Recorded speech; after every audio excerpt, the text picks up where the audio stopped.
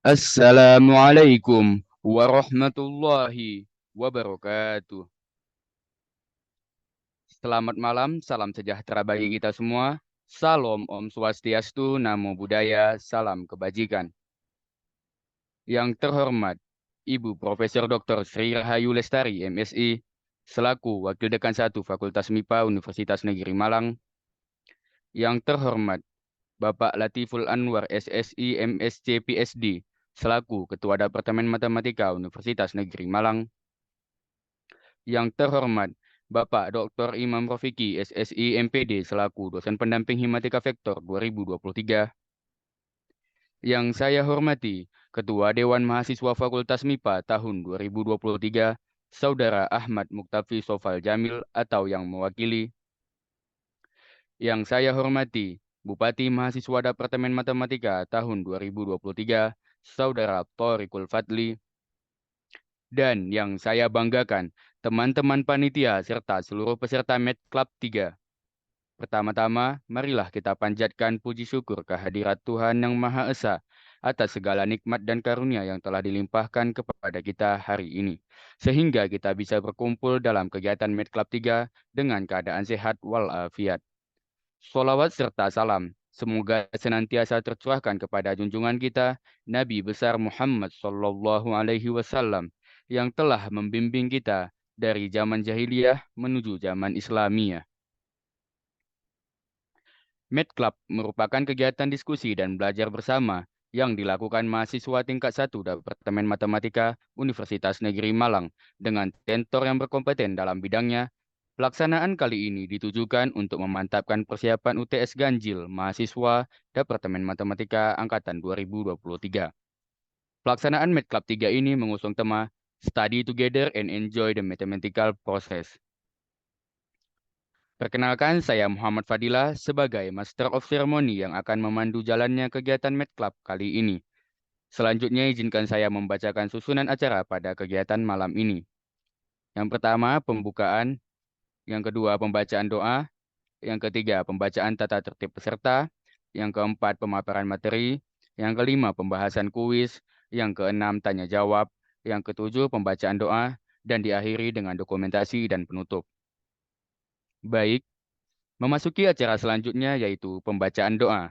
Kepada Saudara Muhammad Bayu Yusuf, selaku pembaca doa, saya persilahkan. Assalamualaikum warahmatullahi wabarakatuh. Selamat malam dan salam sejahtera untuk kita semua. Hadirin yang berbahagia, sebelum kita memulai kegiatan kali ini, marilah kita berdoa dengan khusyuk dan ikhlas. Izinkan saya untuk memimpin doa dengan cara Muslim. Untuk yang non-Muslim, diperkenankan berdoa sesuai kepercayaan dan agamanya masing-masing. A'udzubillahi minasyaitonirrajim. Bismillahirrahmanirrahim. Allahumma sholli ala sayyidina Muhammad wa ala ali sayyidina Muhammad. Alhamdulillahirabbil alamin. Hamda syakirin, hamda naimin, hamda yuafi ni'amahu yukafi'u mazidah. Ya Rabbana lakal hamdu kama yang bagi li jalali wajhikal karimi wa azimi sultanik. Allahumma sholli wa sallim ala sayyidina Muhammadin wa ala alihi wa ashabihi ajmain. Ya Allah, ya Tuhan kami, tidak ada kata yang pantas kami sampaikan kepadamu pada malam hari ini, selain rasa syukur kepadamu atas segala nikmat dan hidayah yang telah Engkau anugerahkan kepada kami, sehingga kami dapat hadir dalam acara Med Club 3 ini. Untuk itu, ya Allah, jadikan acara ini acara yang Engkau ridhoi dan yang memberikan keberkahan bagi kami semua. Ya Allah yang Maha Mengetahui, Engkau memiliki ilmu yang tak terbatas jumlahnya.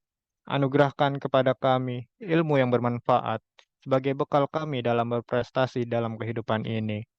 Berilah kami kekuatan untuk mampu mengamalkan dan menyebarluaskan ilmu yang telah Engkau berikan kepada kami, serta mudahkan kami dalam pelaksanaan UTS nanti.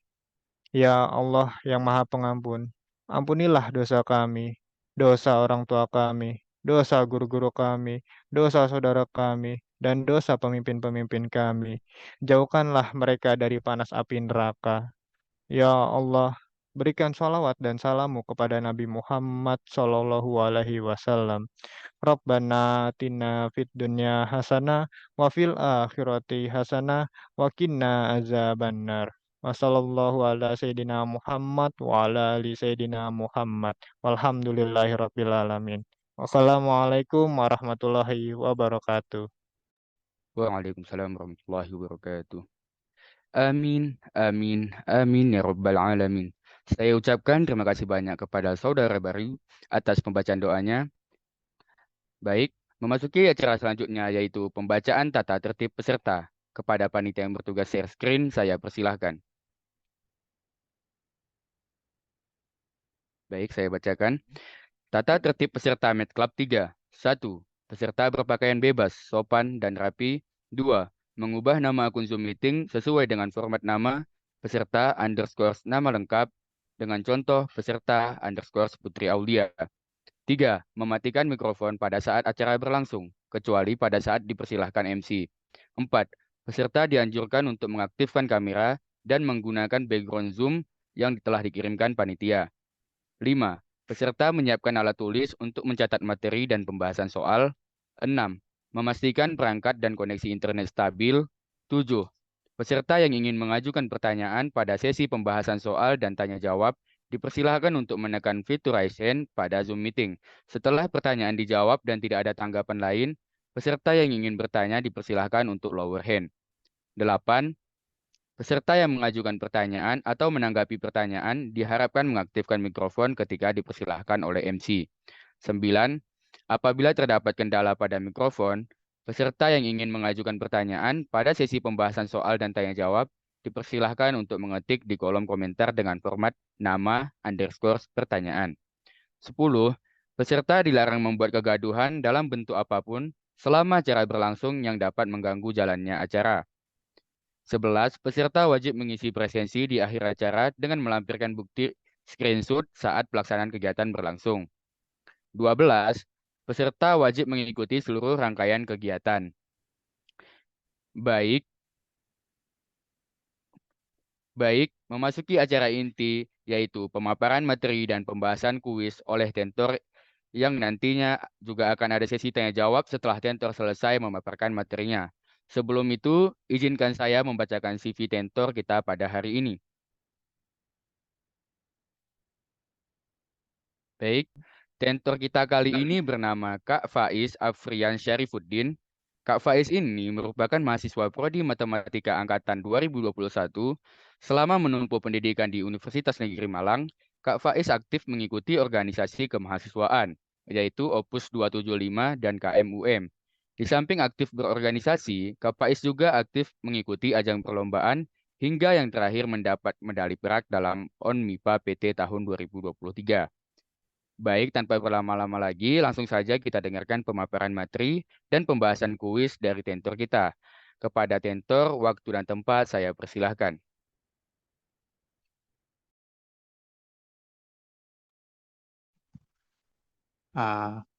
Oke, tes. Apakah suara saya dapat terdengar dengan jelas? Sudah, Kak. Oke. Sebelumnya, Assalamualaikum warahmatullahi wabarakatuh. Uh, jadi, ini saya di sini diminta kakak-kakak Himatika untuk menyampaikan materi kepada angkatan 2023 ya. Mata kuliahnya namanya Logika Matematika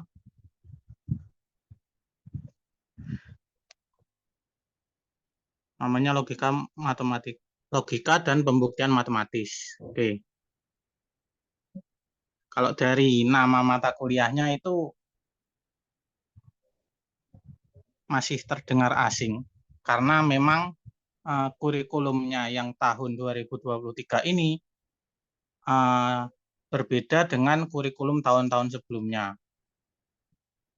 Kalau di zaman saya kuliah mata kuliah ini itu namanya bukan itu logika tadi, logika dan pembuktian matematis, tapi namanya itu nih bukunya Landasan Matematika. Tapi kalau saya lihat di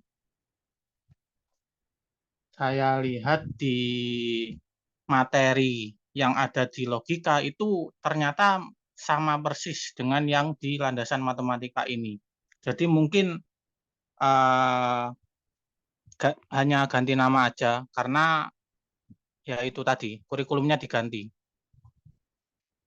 Oke,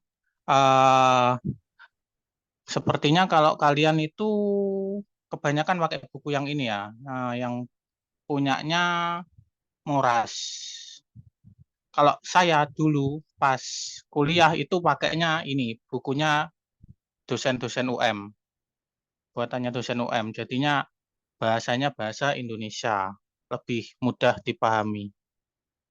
Oke, oke, mungkin segitu dulu penjelasannya.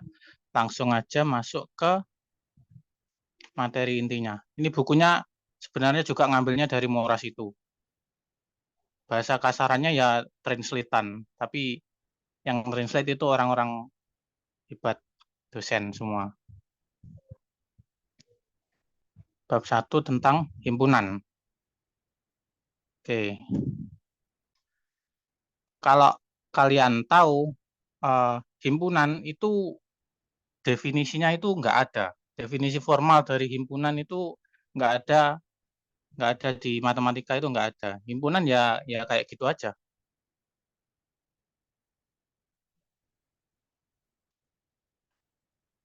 Nah, jadi di matematika istilah himpunan itu unsur yang tidak didefinisikan, undefined term atau primitif.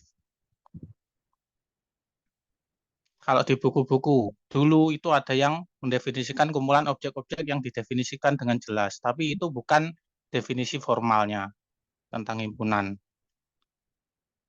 Terus ini ada metode penulisan himpunan. Perlu diingat dan dicamkan baik-baik di otak kalau yang namanya himpunan itu notasinya itu pakai kurung kurawal kayak gini. Ini menandakan bahwa ya nanti ini buat membedakan yang dengan yang bukan himpunan. Makanya pakainya kurung kurawal. Ini nanti mencirikan sifatnya himpunan itu sendiri nanti. Sebagai contoh ini ada himpunan A, didefinisikan himpunan bilangan asli yang kurang dari 5. Maka nulisnya ya kayak gini, A sama dengan 1, 2, 3, 4. Atau bisa juga dinotasikan kayak gini. X di mana X merupakan bilangan asli yang kurang dari 5. Ini ada dua penotasian. Yang satunya roster, yang satunya rule. Dua metode ini ya disclaimer dulu, kalian kalau belajar landasan matematika tolong jangan main-main ya belajarnya. Karena apa? Karena landasan matematika ini itu dasarnya kalian belajar matematika selama 4 tahun itu. Apalagi yang di mata kuliah yang benar-benar matematika itu sangat-sangat diperlukan. Kalau kalian di mata kuliah ini nggak nyantol, nanti lanjutnya susah. Mempelajari materi yang lain itu susah karena dasarnya ya dari logika dan pembuktian matematis ini. Oke, saya lanjut. Metode yang pertama metode roster. Metode roster itu intinya dituliskan semua anggotanya satu-satu. Ini syarat-syaratnya pakai kurung kurawal, terus pakai pemisahnya antara anggota yang satu dengan yang lain itu pakai tanda koma. Urutan tidak berpengaruh ini yang ciri khasnya himpunan itu ini, urutan tidak berpengaruh. Jadi kalau ada himpunan isinya 1, 2, 3, itu himpunannya sama dengan himpunan yang isinya 2, 1, 3. Terus pengulangan itu tidak berpengaruh. Misal ini, himpunan yang isinya 1, 2, 1, 3, 3 itu sama dengan himpunan yang isinya anggotanya 1, 2, 3. Terus kalau yang metode roster ini, karena dia menulis semua anggotanya satu-satu, makanya untuk anggota yang jumlahnya bisa dibilang tak hingga banyak, nggak bisa kalian tulis satu-satu. Makanya ini pakai simbol tiga titik ini untuk menunjukkan anggota yang tidak ditulis secara eksplisit. Misal ini himpunan bilangan bulat itu bisa ditulis kayak gini. Nulisnya harus jelas gitu. Mulai tengah-tengahnya 0, terus ke kiri -1, -2, -3, titik-titik. Yang ke kanan juga 1, 2, 3, titik-titik gitu. Metode roster juga disebut metode enumerasi atau mendaftar. Yang kedua metode rule. Dari namanya sendiri rule, artinya pakai aturan. Aturan apa? Aturan pembentuk himpunan atau syarat keanggotaan himpunan. Contohnya ini. Penulisan himpunan A sama dengan X, terus ada tanda kayak nilai mutlak, ini bacanya di mana? Atau dengan syarat. Bisa dibaca di mana, bisa dibaca dengan syarat.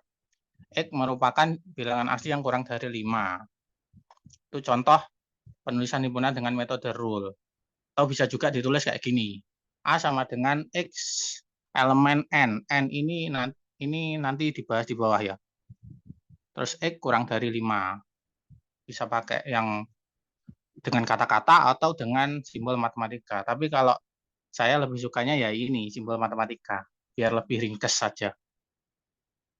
Hal yang perlu diperhatikan itu yang pakai metode rule itu pakai kurung kurawal, terus pakai simbol pemisah antara anggota himpunan dengan syarat keanggotaannya. Anggota himpunan itu yang di kiri, sedangkan syaratnya yang di kanan. Simbol pemisahnya kalau di sini itu kayak simbolnya nilai mutlak itu. Di buku lain ada yang menuliskan -2. Itu sama saja, tergantung bukunya. Ini notasi untuk himpunan yang khusus, yang sering digunakan dalam matematika. Ada himpunan semua bilangan real, semua bilangan rasional, semua bilangan bulat, semua bilangan cacah, bilangan asli, kompleks. Bilangan real jelas R, real. Terus key, ini kenapa kok rasional? Karena bahasa Inggrisnya key itu berasal dari quotient. Quotient kan perbandingan. Makanya rasional gitu. Kalau cara ngafalnya. Terus bilangan bulat ini agak nyeleneh sendiri, tapi kalau tahu asal-usulnya ya masih make sense lah. Z itu dari Zahlen. Saya lupa dari bahasa apa. Pokoknya itu Zahlen. Bilangan bulat artinya. Terus bilangan cacah itu W dari bahasa Inggris, whole, W-H-O-L-E, itu bilangan cacah. Bilangan asli N, natural number, terus bilangan kompleks C. Bahasa Inggrisnya kompleks kan pakai C, kompleks. Terus ada yang namanya interval atau selang. Ada selang buka, ada selang tutup. Yang kayak gini itu selang buka. Jadi yang ujungnya itu nggak masuk dalam himpunan. Dia cuma jadi pembatas aja lah istilahnya. Notasinya kayak gini, notasi himpunannya yang di kiri ini, di kolom paling kiri, terus di kolom tengah ini notasi intervalnya, yang penulisannya biar ringkas, terus grafiknya kayak gini.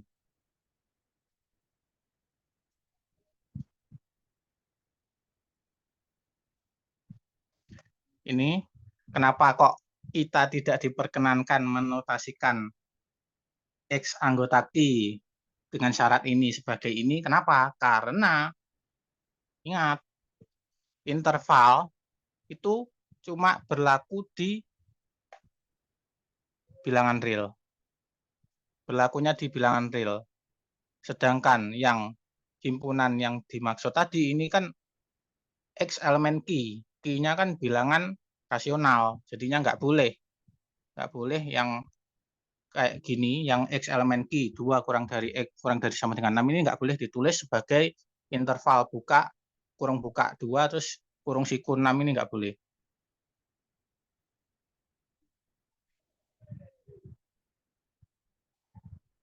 Terus keanggotaan himpunan.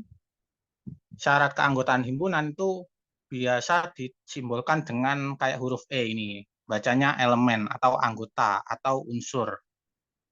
Kalau bukan ya tinggal elemen terus dikasih coret gitu. Menyatakan dia bukan anggota suatu himpunan. Objek dalam himpunan itu disebut elemen, unsur, atau anggota. Penulisannya kayak gini. Banyaknya anggota itu ini secara umum aja nulisnya NA, tapi ada yang nuliskan kayak mutlak A gitu, tergantung bukunya. Pokoknya tergantung bukunya apa. Biasanya didefinisikan kok. Himpunan semesta itu himpunan yang melingkupi semua objek yang menjadi pembicaraan. Misal kalau membahasnya bilangan asli ya semestanya ya himpunan semua bilangan asli yang N tadi itu. Kalau membahasnya bilangan real berarti semestanya ya semua bilangan real yang R tadi. Di buku dulu itu nulisnya S. Kalau di buku tingkat lanjut biasanya buku-buku luar itu nulisnya U dari ini universe. Kalau S tadi dari semesta. Terus himpunan kosong itu himpunan yang tidak punya anggota. Anggotanya nggak ada, isinya nggak ada. Notasinya kayak gini, kayak O terus dicoret. Ada yang nyebut himpunan kosong itu sebagai himpunan nol atau null set.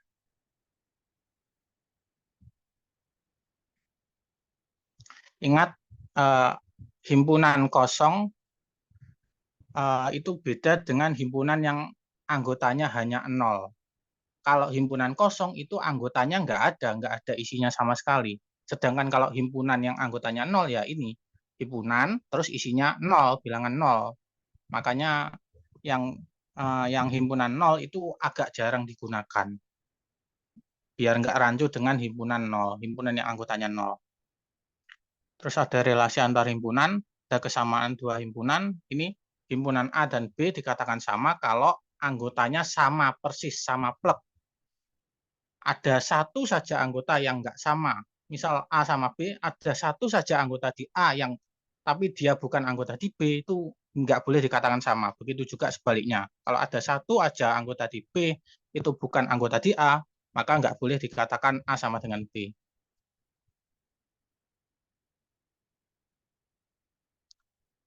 Ini ada contohnya. W adalah himpunan bilangan cacah, berarti W-nya ini. Ya, ini pendefinisian kaitan antara bilangan cacah dengan bilangan bulat. Jadi bilangan cacah itu bilangan bulat, tapi ada syaratnya dia harus lebih dari atau sama dengan 0, atau dia non-negatif. Terus ada contoh lagi ini, interval kurung siku buka negatif 2,3 kurung tutup siku, itu nggak sama dengan himpunan yang anggotanya negatif 2, negatif 1, 0, 1, 2, 3. Kenapa? Karena interval sendiri itu anggotanya berupa bilangan real. Jadi semua bilangan yang termuat di antara negatif 2 dan 3 dan dia real, berarti dia masuk di interval ini. Sedangkan kalau yang negatif 2, negatif 1, 0, 1, 2, 3 itu kan semua bilangan yang di antara negatif 2 sampai 3, tapi dia yang diambil cuma yang bulat saja. Kalau mau membuktikan kayak gini, itu tinggal ngasih contoh. Ngasih contohnya gimana ini? 3/4 itu anggota interval ini. Kenapa? Karena 3/4 itu di antara negatif 2 dan 3, dan 3/4 itu bilangan real. Dilihat definisi dari interval ini sendiri. Sedangkan 3/4 itu bukan anggota dari himpunan ini. Kan nggak ada, dicek mana 3/4-nya kan nggak ada di sini. Jadi terbukti dia nggak sama. Kenapa kok pembuktiannya begini? Karena dari definisinya tadi, dua himpunan dikatakan sama kalau semua anggota A dan B itu sama, nggak ada kelebihan satupun, nggak boleh ada.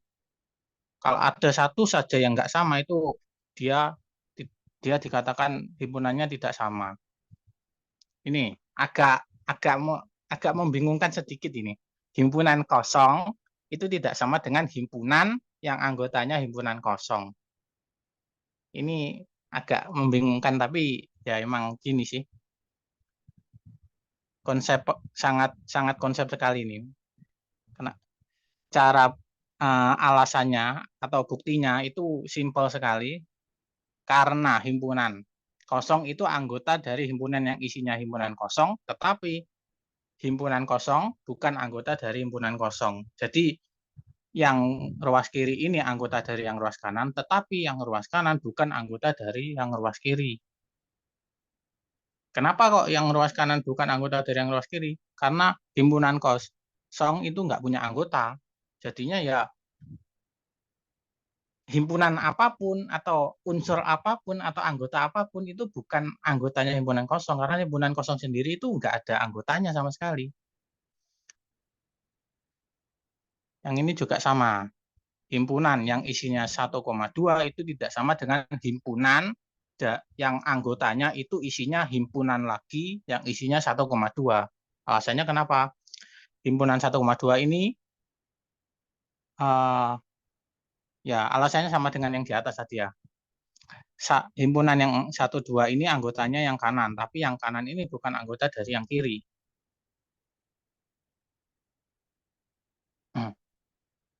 Kenapa yang kanan bukan anggota yang kiri? Karena himpunan 1,2 itu tidak termuat di dalamnya sini. Yang di dalamnya himpunan yang ruas kiri ini kan cuma 1 sama 2. Di sini tidak dituliskan himpunan lagi. Di dalam himpunan ini nggak ada himpunan lagi. Nggak ada himpunan 1,2.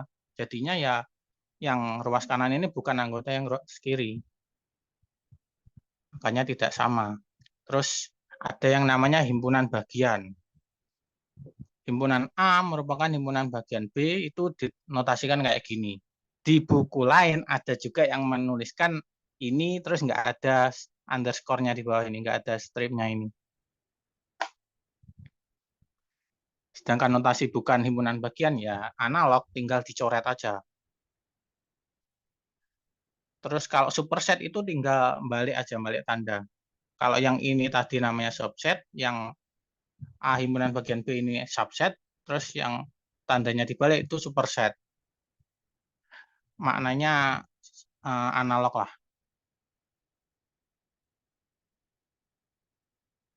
Himpunan A dikatakan merupakan himpunan bagian dari himpunan B itu jika dan hanya jika berlaku semua anggota himpunan A itu juga anggota himpunan B.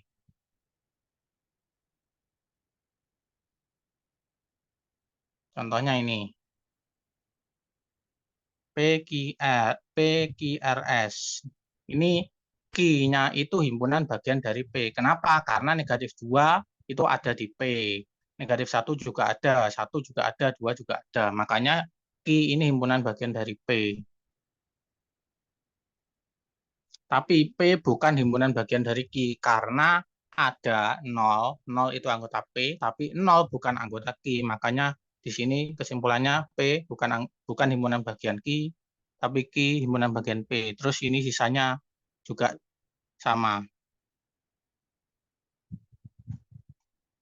Nah, nih, A sama dengan dua himpunan dikatakan sama jika dan jika kedua himpunan itu saling subset. Kalau di sini, kenapa ada underscore-nya di bawah ini? Karena untuk membedakan dengan himpunan bagian sejati. Himpunan bagian sejati itu dia himpunan bagian, tapi dia nggak mungkin sama.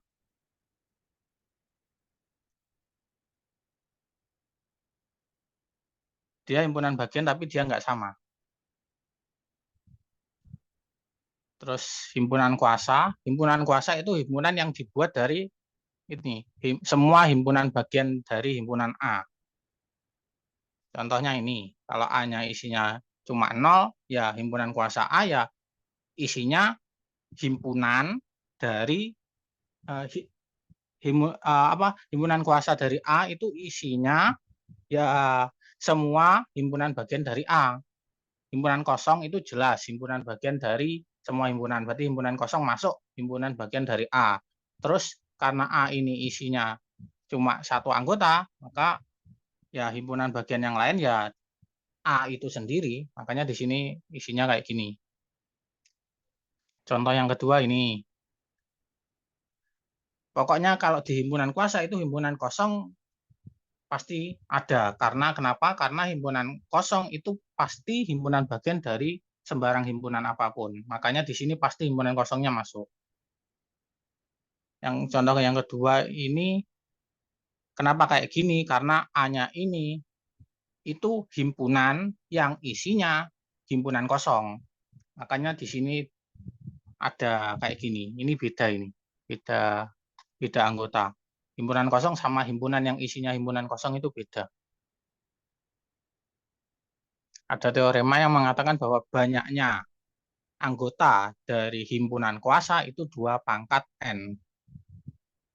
Buktinya nanti aja. Ini ada latihan soal. Operasi gabungan. Gabungan itu gampangannya anggotanya A sama anggotanya B itu dijadikan satu, dimasukkan semua. Itu dibuat himpunan baru namanya A gabung B. Secara definisi matematisnya ini, X di mana X anggota A atau X anggota B. Terus irisan. Irisan itu kita buat himpunan baru, simbolnya ini A irisan B.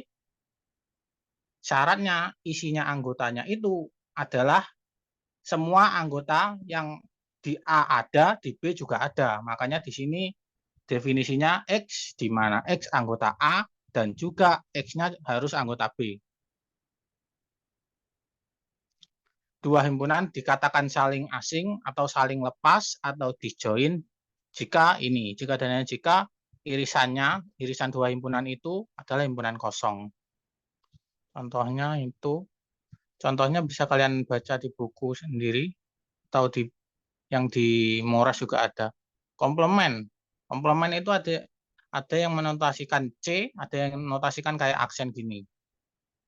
Itu isinya adalah semua anggota yang bukan misal ini himpunan A, komplemennya itu isinya adalah komplemen himpunan A itu himpunan.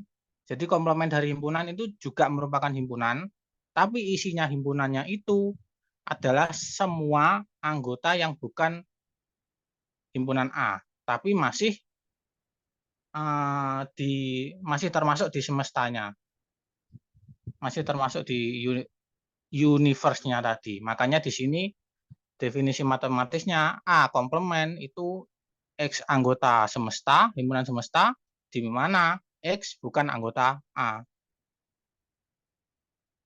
Ini selisih ini agak jarang digunakan, tapi perlu diketahui juga.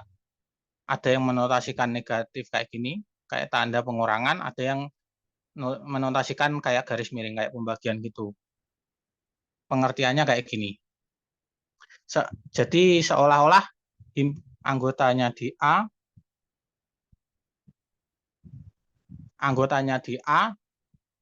itu yang juga di B itu dibuang semua. Saya ulangi, yang di A anggotanya A, tapi yang dia juga anggotanya B itu dibuang semua. Atau dapat diartikan kayak gini, A dikurangi B itu sama dengan A diiris dengan yang bukan B, atau diiris dengan B komplement. Selisih simetris ini juga jarang digunakan, tapi perlu diketahui juga. Definisinya kayak gini. Nggak tahu ini bacanya apa. Tak baca selisih simetris saja. A selisih simetris B itu definisinya kayak gini. A dikurangi B, himpunan A dikurangi B digabung dengan himpunan B dikurangi A. Perkalian Kartesius ini mungkin buat pengenalan aja, karena nanti di mata kuliah selanjutnya itu ada yang kayak gini. A, ini kayaknya bacanya cross ya. A cross B itu isinya yaitu A, B, pasangan terurut. Ini nggak boleh dibolak-balik. A, B ini nggak boleh diubah jadi B, A. Sebenarnya boleh, tapi syaratnya juga diubah. Karena kalau standarnya ya gini aja, A, B ini disesuaikan dengan induknya, himpunannya. Syaratnya A-nya itu harus anggota A, terus B-nya anggota B. Banyak anggotanya, tinggal dikalikan aja.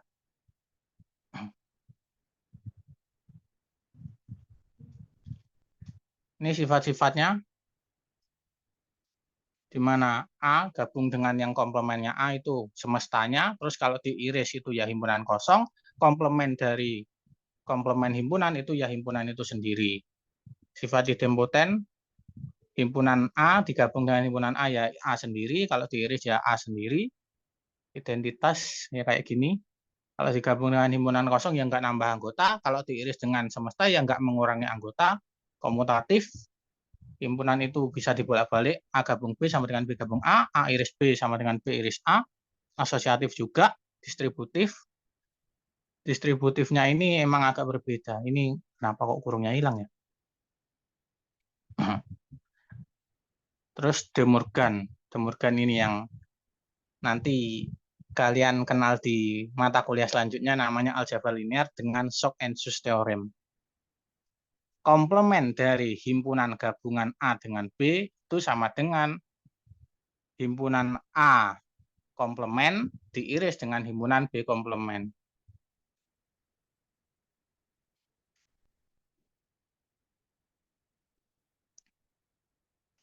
Ini aturan, ya ini nggak terlalu penting sih, tapi ya dihafalkan dulu aja. Ini namanya nanti kalau secara umum namanya prinsip inklusi eksklusi. Banyaknya anggota di gabungan itu banyaknya di masing-masing dikurangi banyaknya di irisan. Kalau saling lepas, tadi kan bilangnya kalau saling lepas irisannya himpunan kosong. Makanya ini NA iris B-nya kan banyaknya anggota dari himpunan kosong, jadinya 0. Makanya di sini seolah nggak ada. Corollary di atas dapat dilihat sebagai konsekuensi rumus counting.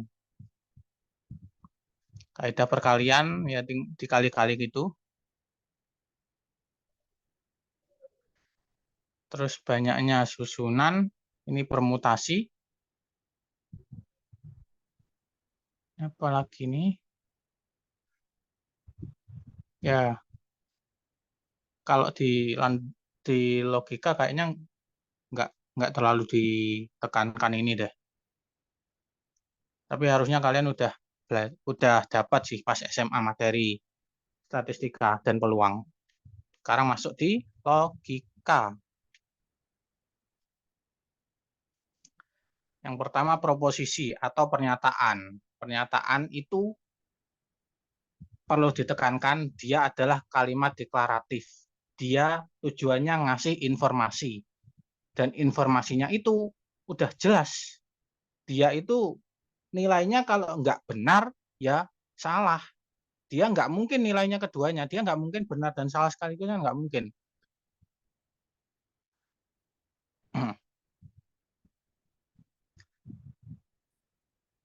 Biasanya disimbolkan huruf kecil ini.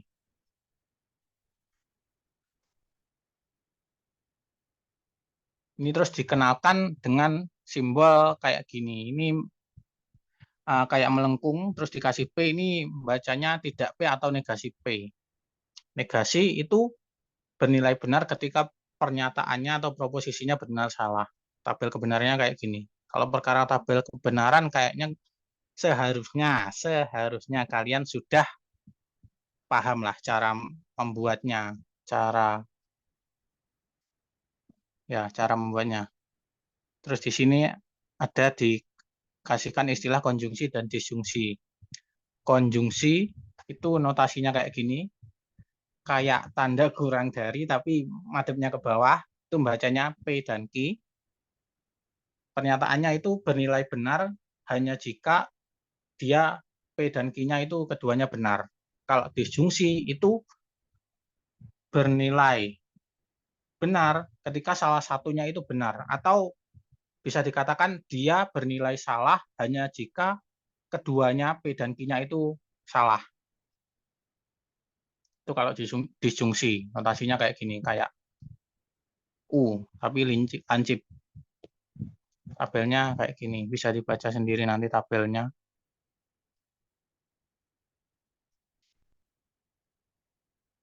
Sedikit tips bagi yang nggak bisa membuat tabelnya. Jadi kalau ada dua pernyataan P dan Q kayak gini, itu membuat tabelnya kan dari P-nya dulu. Itu nulisnya ya gini urut, BBSS, terus Q-nya BSBS. Ini biar memudahkan aja, biar nggak membingungkan. Dibalik pun nggak masalah sebenarnya, tapi secara umum ya kayak gini nulisnya.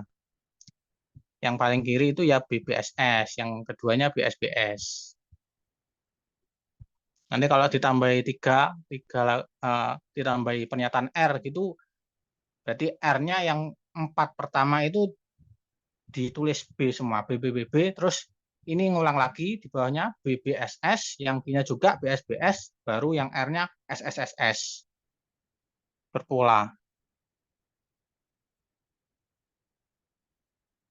Tautologi, kontradiksi, ekivalensi. Oke.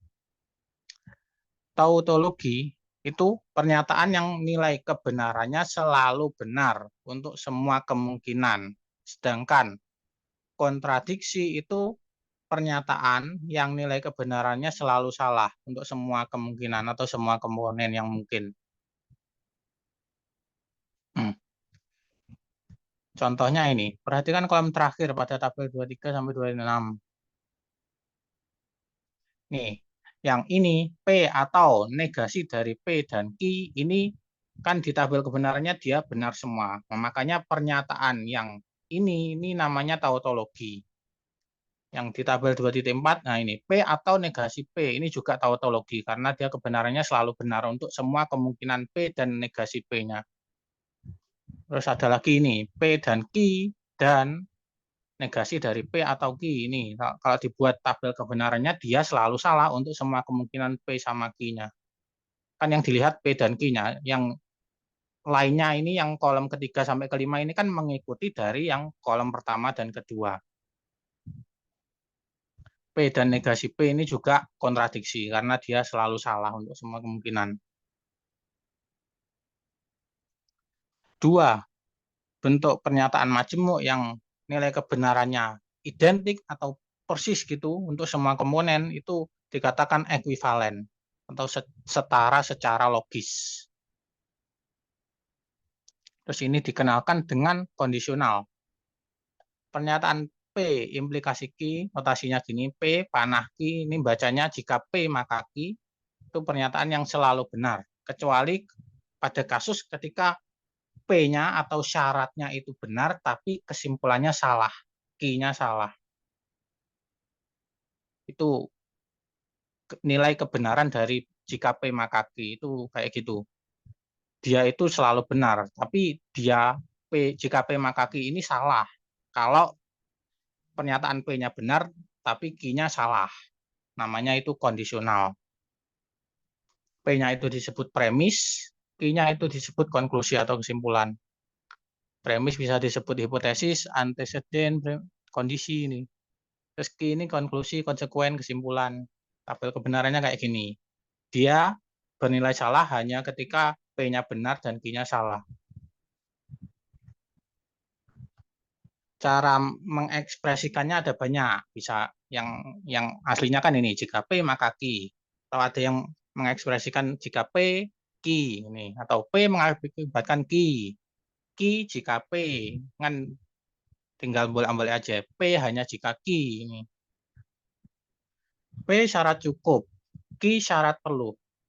Perlu diingat syarat cukup sama syarat perlu itu beda. Syarat cukup itu P doang itu sudah cukup untuk terjadinya Q. Kalau syarat perlu, kalau dikatakan ini Q syarat perlu untuk P. Berarti kalau mau mengambil P, dia harus ada Q-nya dulu, syarat perlunya. Tapi masih ada kemungkinan yang diperlukan itu enggak hanya Q, tapi salah satu syarat yang diperlukan untuk P itu ya Q ini. Jadi bisa dibedakan syarat cukup sama syarat perlu. Sama syarat perlu. Kalau syarat cukup ya udah P aja ini udah cukup untuk terjadinya Q, terjadinya kesimpulannya. Kalau syarat perlu itu Q itu diperlukan untuk terjadinya P. Apakah ada syarat yang lain? Kemungkinan masih ada, tapi Q ini diperlukan. Kalau nggak ada Q, jelas P-nya nggak mungkin ada. Terus ini Q bila mana P ini juga sama maknanya.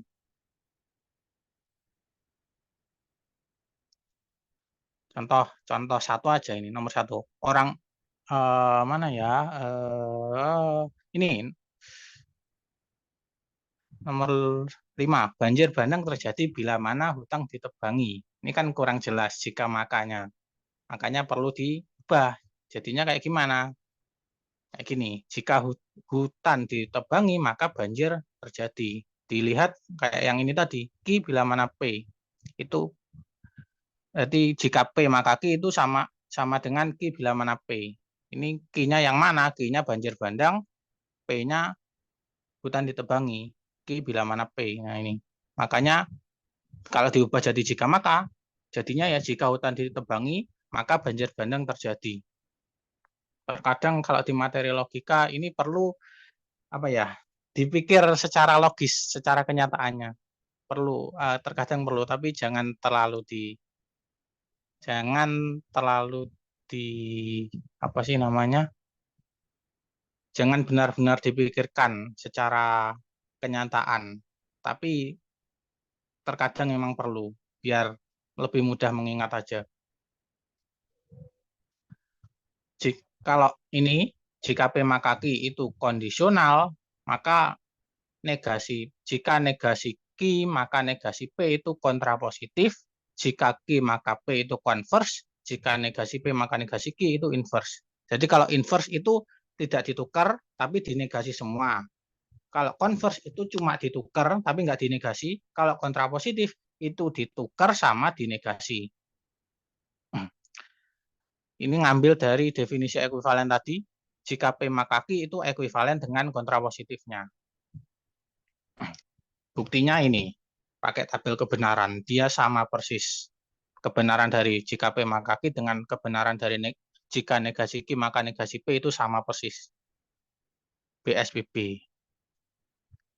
Nah, kalau kalian ngeh ini di sini juga sama. Tabel kebenaran dari konversnya itu ekuivalen dengan inversnya. Ini BSBB, di inversnya juga di konversnya itu BBSB, kalau di inversnya juga BBSB. Contoh ini, jika kuadrat suatu bilangan asli adalah genap, maka bilangan asli itu adalah genap. Konversnya ya tinggal ditukar aja. Berarti jika suatu bilangan asli itu genap, maka kuadratnya juga bilangan genap.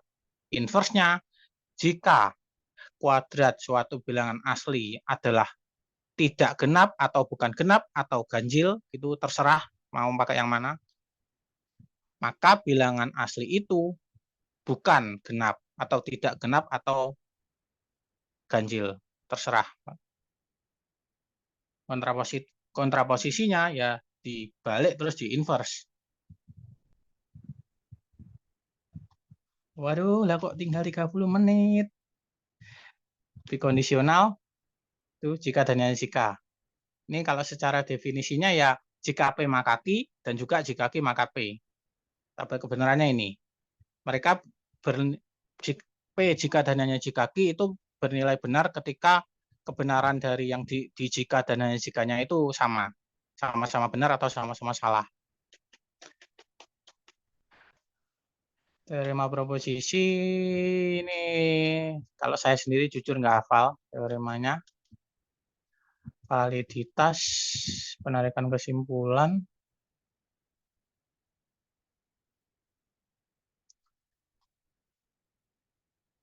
Predikat. Kalau tadi itu proposisi, dia udah tahu kebenarannya. Kalau ini predikat, itu dia nggak tahu nilai kebenarannya. Dia belum bisa ditentukan dia benar atau salah. Atau bisa disebut kalimat terbuka. Kalau yang proposisi atau pernyataan tadi itu kalimat tertutup. Contoh ini, terbang ke bulan. Apanya yang terbang ke bulan kan nggak jelas. Kan nggak tahu dia benar atau salahnya.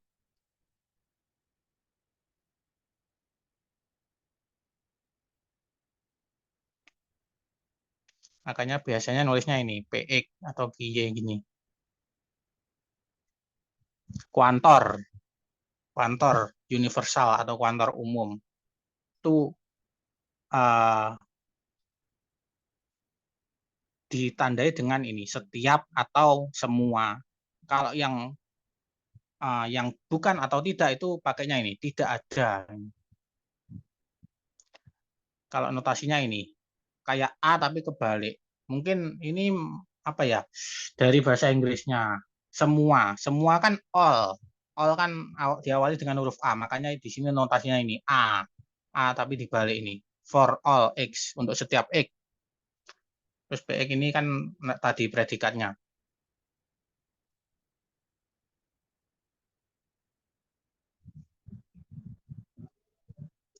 Bernilai benar kalau PX-nya benar untuk semua kemungkinan.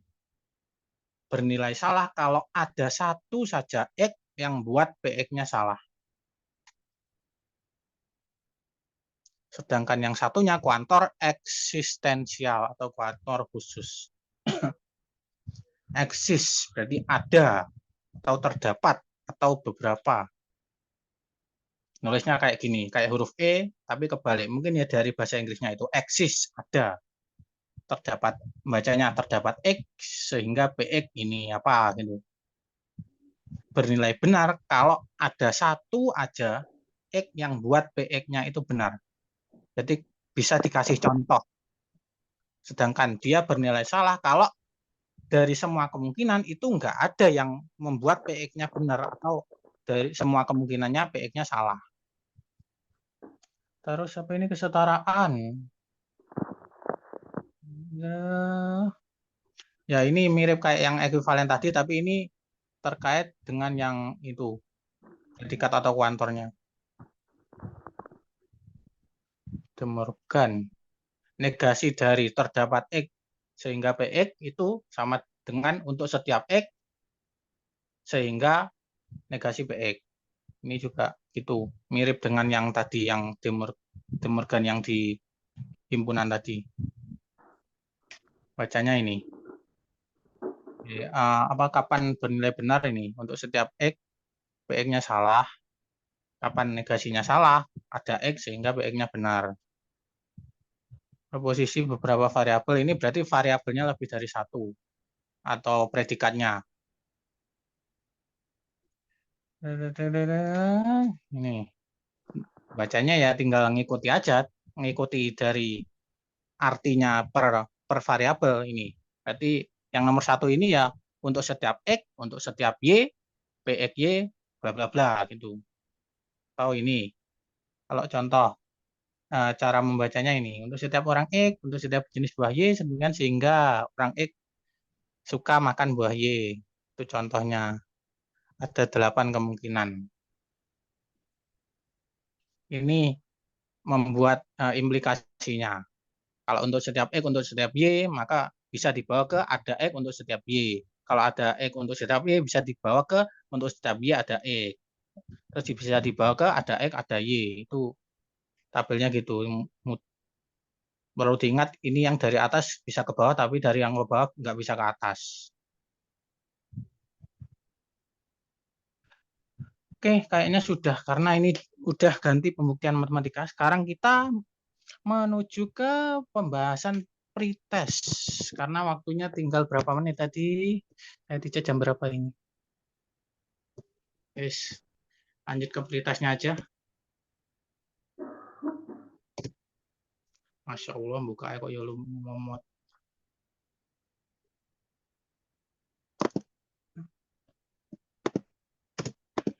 Siapa yang belum mengerjakan pretest?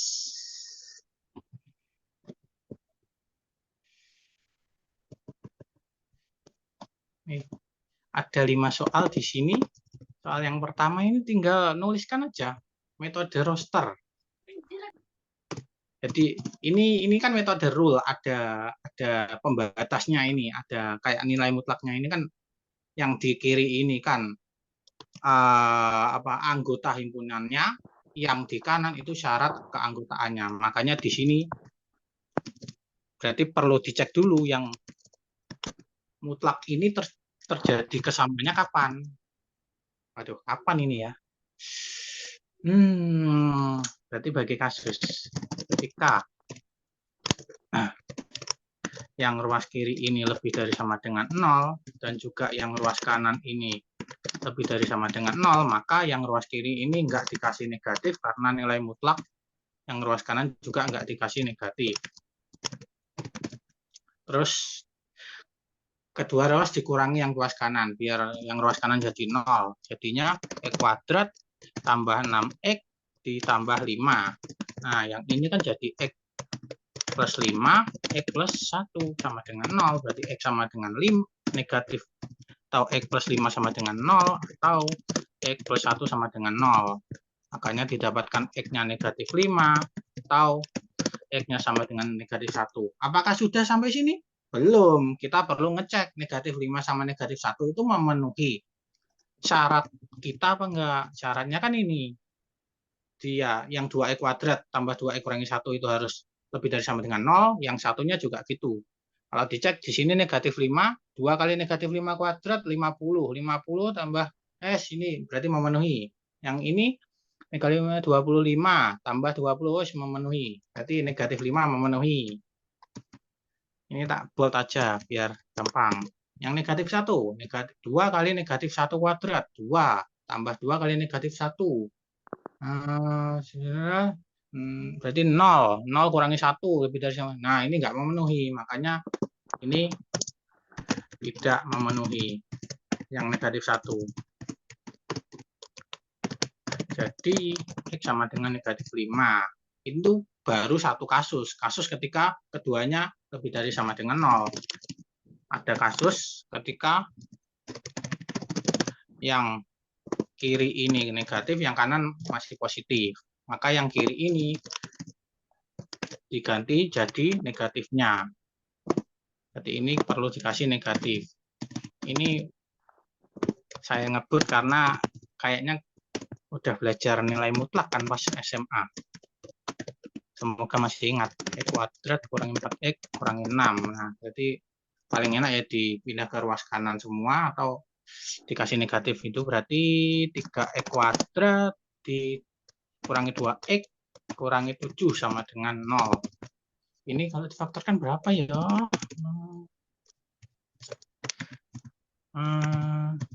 X1,2 ya pakai min B plus minus itu 2 plus minus akar 2 kuadrat 4 kurangi 4 kali 3 kali negatif 7. 4 kali 3 12 kali negatif 7 juga 96 bulat nih 100. 2 kali 3 berarti 2 plus minus 10 berarti 2 plus minus 10 2 plus minus 10 per 6 berarti 12 per 6 atau 2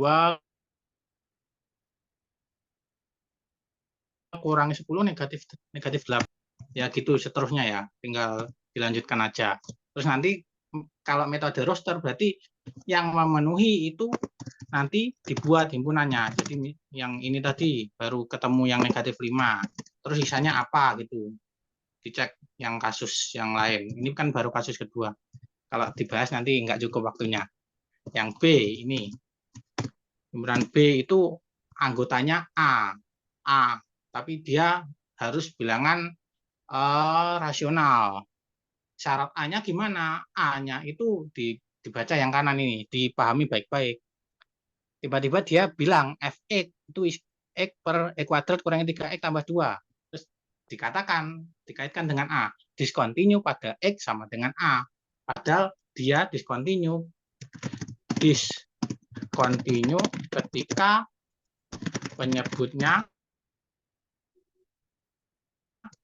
0 karena dia fungsi rasional. Rasional itu selalu kontinu kecuali ketika dia tidak terdefinisi. Tidak terdefinisinya kapan? Ketika penyebutnya itu 0. Yaitu X kuadrat min 3X plus 2 sama dengan 0. Ini tinggal difaktorkan aja X min 2, X min 1 sama dengan 0. Berarti ini X sama dengan 2 atau X sama dengan 1. Jadi B ini kalau pakai metode roster, kalau di list semua anggotanya ya cuma 2 ini, 1,2 ini. Yang C ini kan anggotanya itu K, di mana K itu bilangan Z, bilangan bulat. Anggota himpunan semua bilangan bulat.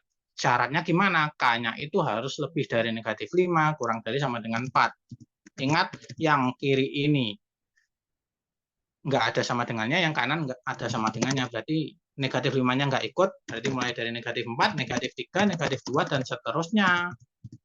Titik-titik sampai 3, 4. Karena ini ada sama dengannya. Dan 4 itu bilangan bulat, makanya dia termasuk di C. Yang D, ini S anggota bilangan asli. Ingat, dia bilangan asli. Berarti mulainya dari 1, 2, 3 ke kanan. Caranya gimana? Bilangan S itu kalau dikuadratkan harus kurang dari sama dengan 10. Berarti bilangan asli apa yang dikuadratkan kurang dari sama dengan 10? Ya 1, 2, 3. 4 kalau dikuadratkan kan 16. Ke kanan ya semakin besar. Enggak, yang kurang dari sama dengan 10 ya ada 1, 2, 3 ini. Cuma ini. Terus nomor 2 ini. Himpunan A-nya ini, himpunan B-nya ini. Tentukan dia benar atau salah. Nih, jawabannya gimana? Negatif 2023 bukan anggota A. Ingat, dia bukan anggota A. Pernyataannya itu bukan anggota. Berarti jawabannya gini. Salah. Karena negatif 2023 itu anggota ini. Negatif 2023 kan anggota ini. Padahal ini itu A. Oh, kira di reminder lagi. Wis gini aja dulu wis. Karena kalian kan belum belajar pembuktian, makanya gini aja. Karena negasinya benar. Pernyataan ini salah karena negasinya benar. Pernyataannya kan bukan anggota, berarti negasinya ya anggota.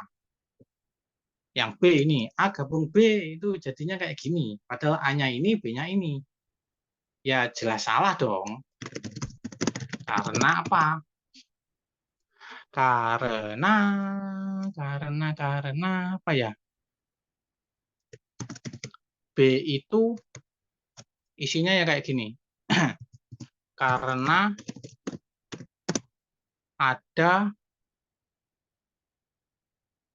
apa ya yang nggak termuat di ini. Oh iya kan ini A-nya sampai negatif 7 doang. Berarti ada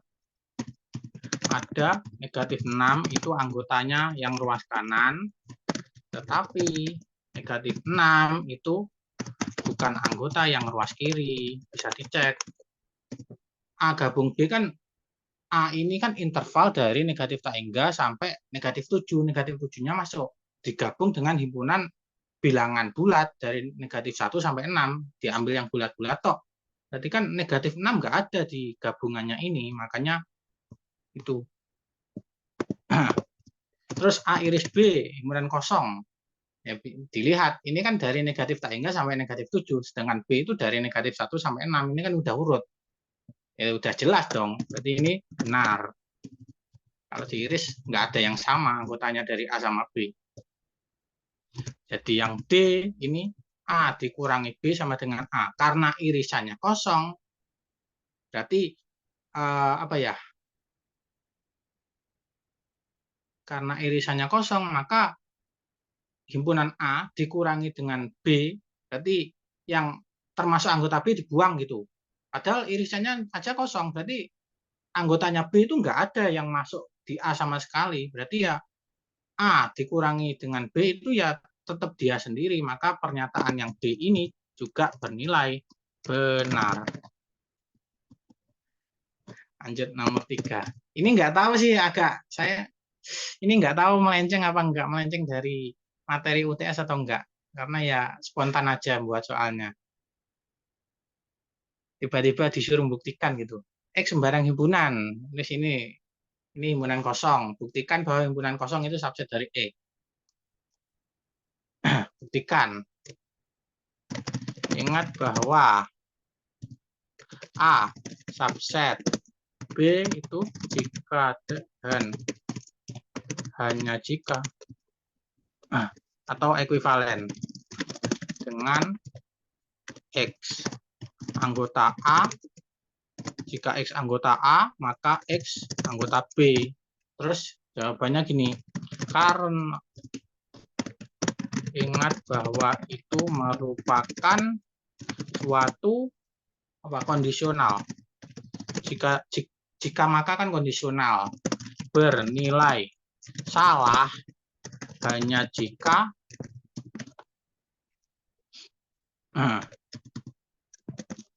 premis benar, kesimpulannya salah, yaitu X anggota A benar dan X anggota B salah, alias X bukan anggota B. Tapi ingat, karena X anggota himpunan kosong, X anggota himpunan kosong, ada pernyataan gitu, X itu anggota himpunan kosong, dia benar apa salah? Ada unsur, katakanlah X, tapi dia itu anggota dari himpunan kosong. Kan himpunan kosong itu nggak ada anggotanya sama sekali. Jadi ini karena X anggota himpunan kosong adalah pernyataan yang salah,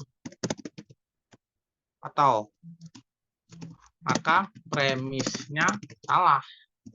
Akibatnya ini tadi kondisionalnya benar, alias X anggota A, jika X anggota A maka X anggota B-nya ini benar. Tinggal dibawa ke definisi jika maka tadi, nilai kebenarannya jika maka. Nilai kebenarannya jika X anggota A maka X anggota B itu kan dia selalu benar, kecuali ketika diketahui premisnya benar tapi kesimpulannya salah. Nah ini X anggota himpunan kosong itu kan udah jelas dia itu salah, karena himpunan kosong itu nggak punya anggota, berarti X ini bukan anggota himpunan kosong, alias X anggota himpunan kosong itu pernyataan salah. Jadi premisnya salah. Kalau premisnya aja salah, berarti jika makanya nggak bisa dilanjut, ya. Langsung aja disimpulkan kondisionalnya benar, alias ininya benar. Kalau ininya benar, maka ini A subset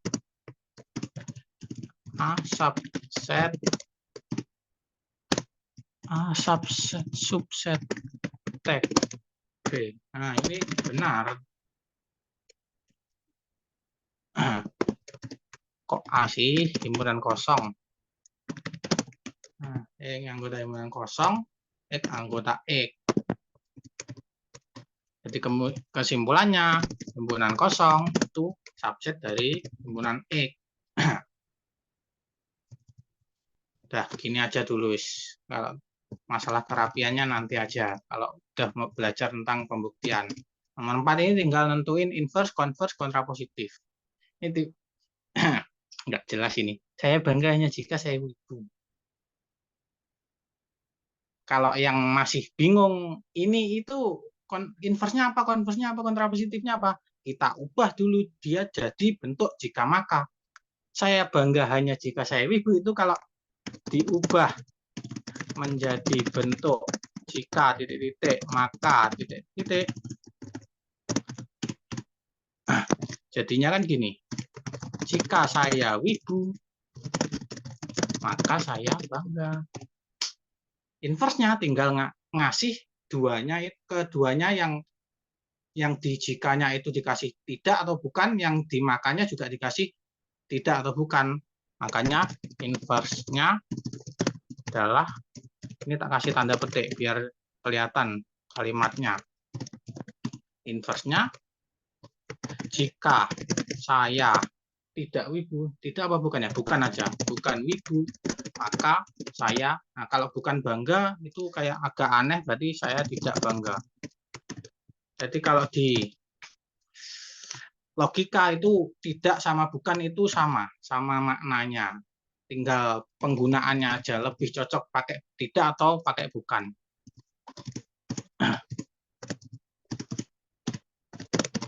Jadi ini terus converse-nya adalah converse itu tinggal ditukar, yang jika jadi maka, pernyataan yang jika P maka Q ditukar jadi jika Q maka P. Jadi jika saya bangga maka saya wibu. Sedangkan kontrapositifnya adalah jika saya tidak atau saya Jika saya tidak bangga, maka saya bukan wibu. Jadi dari jika maka ini ditukar terus diinverskan atau dinegasikan. Kok diinverskan? Ya dinegasikan. Ditukar jika saya wibu ditukar jadi jika saya bangga. Terus dikasih tanda tidak di sini, dikasih negasi. Jadinya kayak gini, jika saya tidak bangga maka saya bukan wibu. Itu kontrapositif dari pernyataan saya bangga hanya jika saya wibu. Jadi kalau bingung pernyataannya kayak gimana, biar lebih memudahkan dibuat aja jadi pernyataan jika maka. Jika ya gitu ya. Terus ini nilai kebenarannya. Yang A. Ini kuantornya eksistensial. E, eksis, ada, berarti terdapat X, sehingga ini X kuadrat kurangi 10, X tambah 22 sama dengan 0. Ini X-nya harus bilangan asli. Bilangan asli Z, bilangan bulat. Kita cek dulu. X kuadrat min 10X tambah 22 sama dengan 0. Ini ada nggak X bulat yang memenuhi? X 1,2-nya kan min B berarti min negatif 10 berarti 10 plus minus akar B kuadrat negatif 10 kuadrat berarti 100 kurangi 4 kali A-nya 1 kali C-nya 22 per 2 kali 1 berarti 10 plus minus ini 22 kali 4 88 100 kurangi 88 berapa?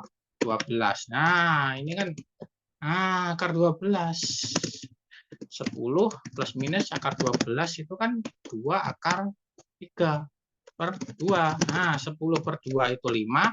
2 akar 3 per 2 itu akar 3. Nah, ini kan bukan anggota himpunan bilangan bulat. Maka pernyataannya salah, bernilai salah. Terus yang B ini, untuk setiap X, untuk setiap Y, ini X tambah Y. Nah ini berarti X-nya itu setiap, berarti sembarang, kita nggak boleh milih. Y-nya juga sembarang, kita nggak boleh milih. Berarti ini kalau mau buktikan dia salah, itu kalau mau membuktikan dia benar, itu harus dibuktikan. Kalau mau membuktikan dia salah, itu tinggal dikasih contoh, karena ini untuk setiap. Saya ulangi, karena ini tandanya untuk setiap, pernyataannya itu kan ada untuk setiap, maka kalau mau membuktikan pernyataan ini benar, itu harus dibuktikan, harus berlaku untuk semuanya. Sedangkan kalau mau menyangkal atau mau mengatakan pernyataan ini salah, itu kita tinggal ngasih contoh satu aja. Karena ini kan bilangnya untuk setiap. Kalau kita ngasih satu contoh aja dia nggak benar, berarti ya udah, berarti dia salah. Jadi ini pilih X sama dengan 1, Y sama dengan negatif 1, negatif 1 ya enggak. Y sama dengan 1, maka X tambah Y itu 1 tambah 1 itu 2, tidak sama dengan 0. Maka pernyataannya bernilai salah. Jadi sebelum mau mengatakan dia benar atau salah, kita sebelum membuktikan itu kita harus pakai feeling dulu. Dia itu benar apa salah sih? Kalau untuk setiap tapi dia salah, ngasih contoh. Kalau untuk setiap tapi dia benar, harus dibuktikan. Sebaliknya, kalau kuantornya eksistensial, kalau kuantornya itu ada, berarti kalau mau membuktikan dia benar, kasih contoh.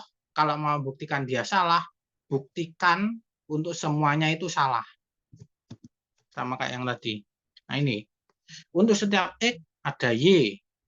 Dua-duanya real. Sehingga ini, nah ini kan ambil, jadi ini, ambil sebarang X anggota ini,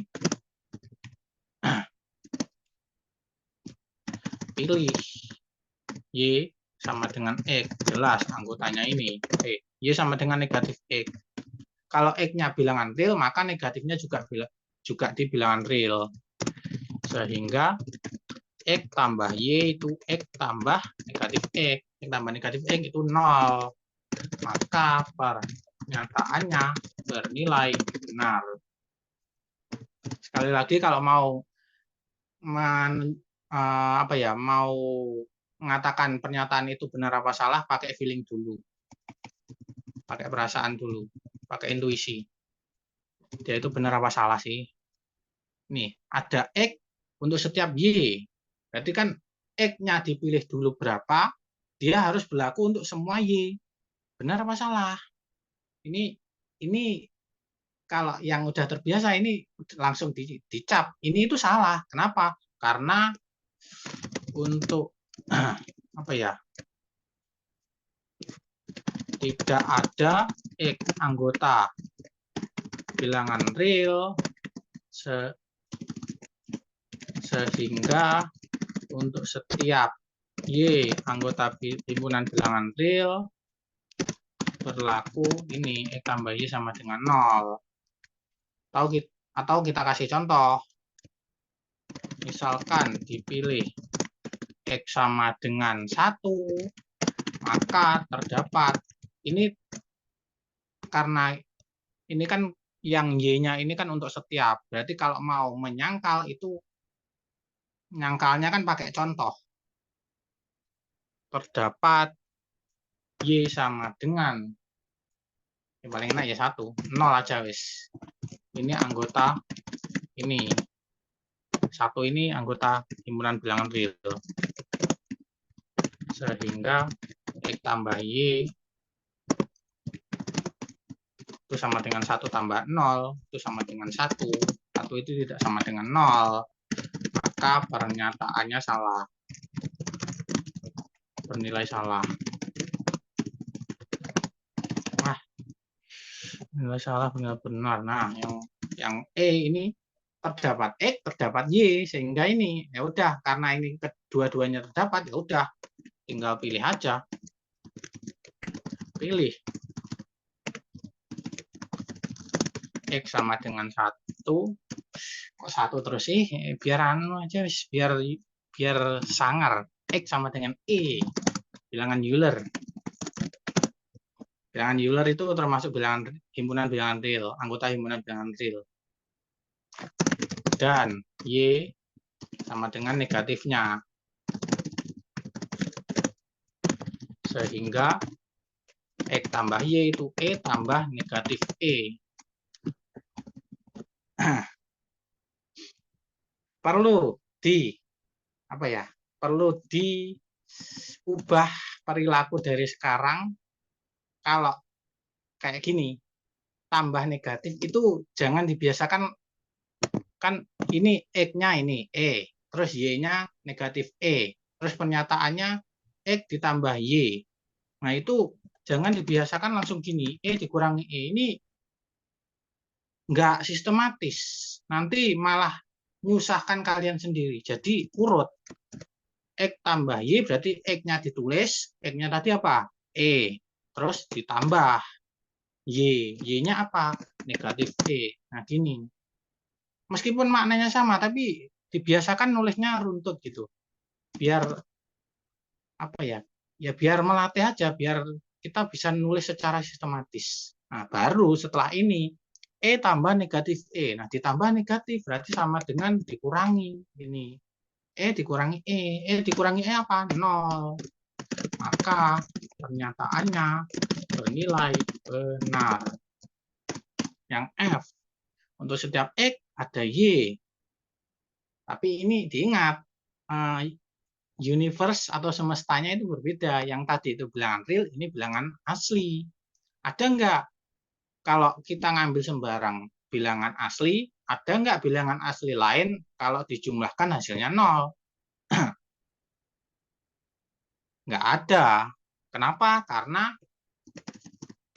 ini pilih X sama dengan 1, maka tidak terdapat Y.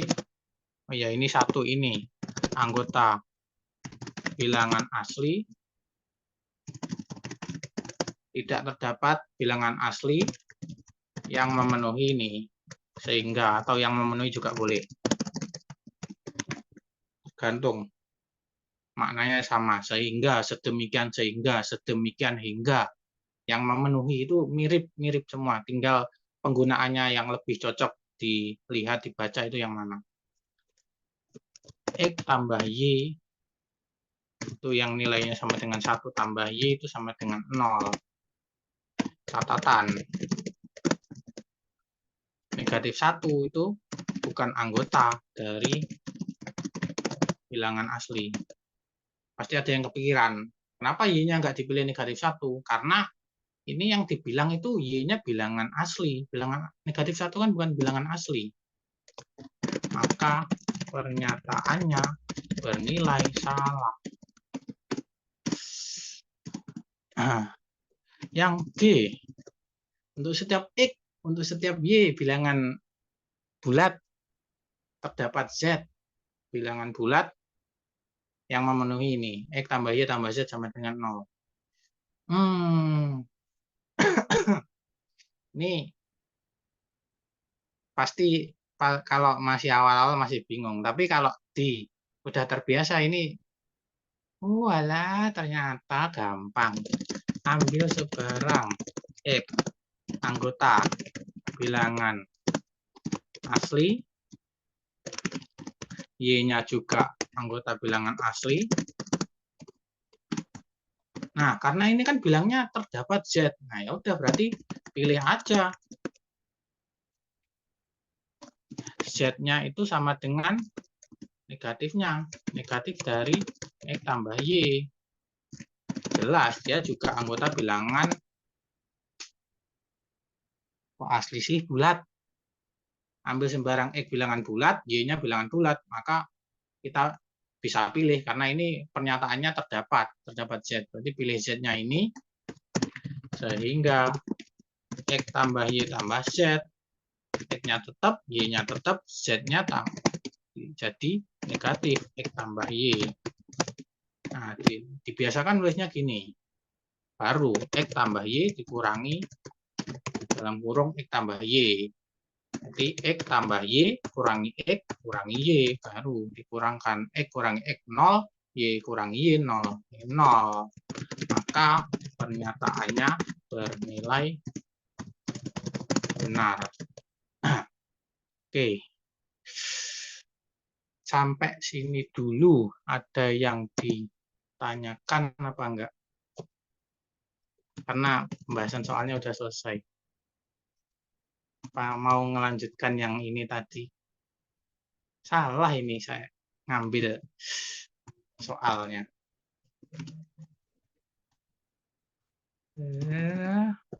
Ini ketemu ini, langsung aja dapat dicek bahwa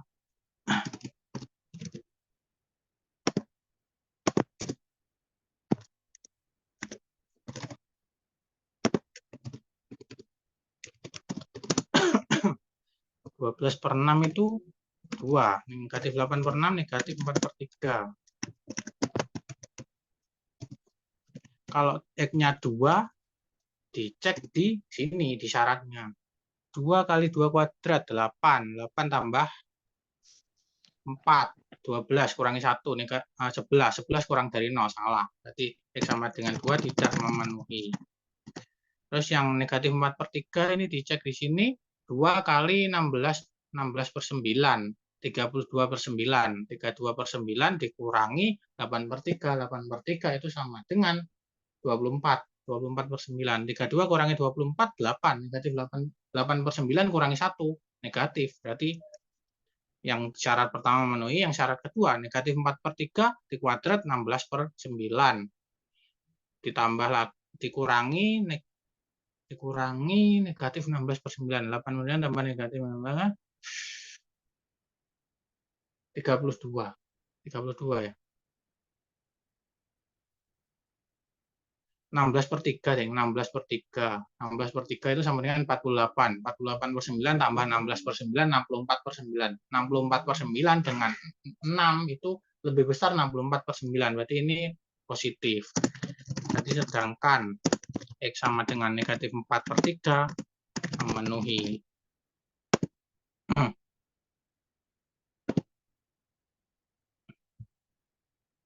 Oh, waktunya udah habis. Oke, sekian, terima kasih. Mohon maaf kalau kurang jelas. Saya kembalikan ke MC apa moderator ya, pokoknya itulah. Baik, saya ucapkan terima kasih atas pemaparan dan pembahasan kuis yang telah disampaikan oleh Kak Pais. Selanjutnya adalah sesi tanya jawab. Untuk peserta yang ingin bertanya bisa mengaktifkan fitur raise hand, lalu peserta akan dipersilahkan oleh moderator untuk mengaktifkan mikrofon. Apabila terdapat kendala pada mikrofon, peserta dipersilahkan untuk menulis pertanyaannya di kolom komentar dengan format nama underscore pertanyaan. Kepada peserta yang ingin bertanya, saya persilahkan.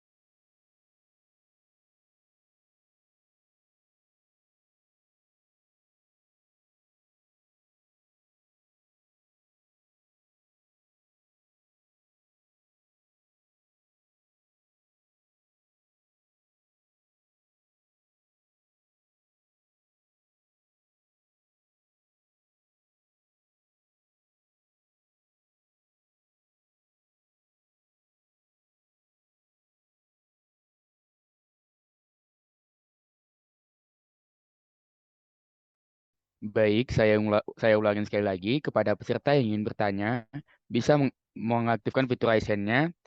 Apabila ada kendala, bisa menuliskan pertanyaannya di kolom komentar. Terima kasih.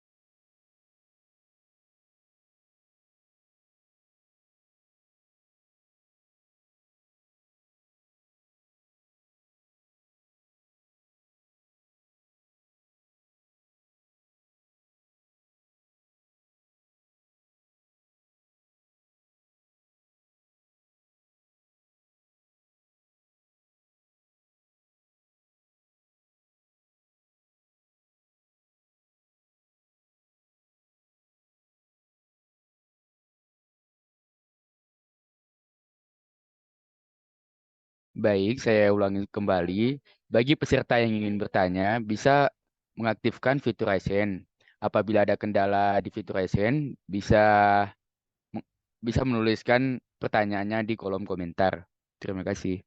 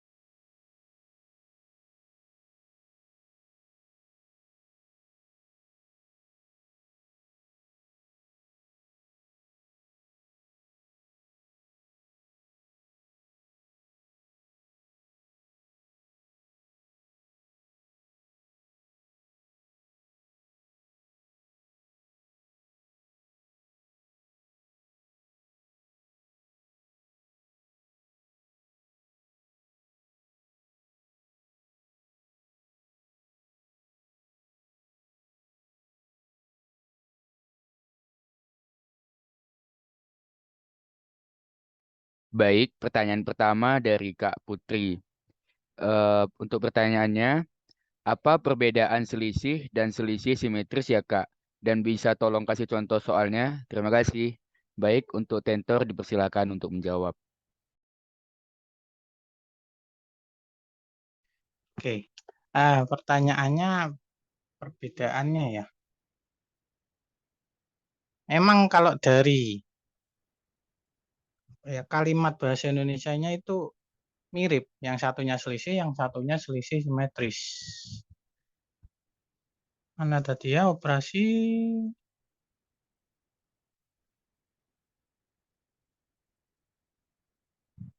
yang ini selisih.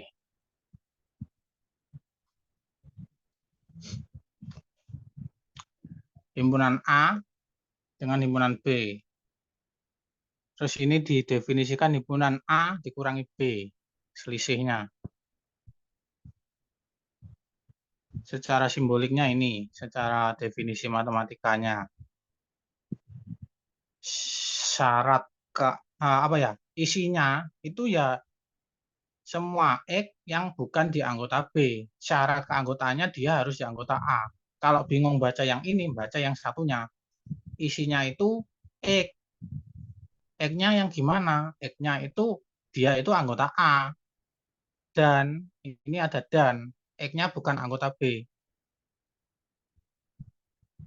Berarti dia itu anggotanya di A, tapi dia nggak termuat di B. Dia nggak boleh dia berada di B.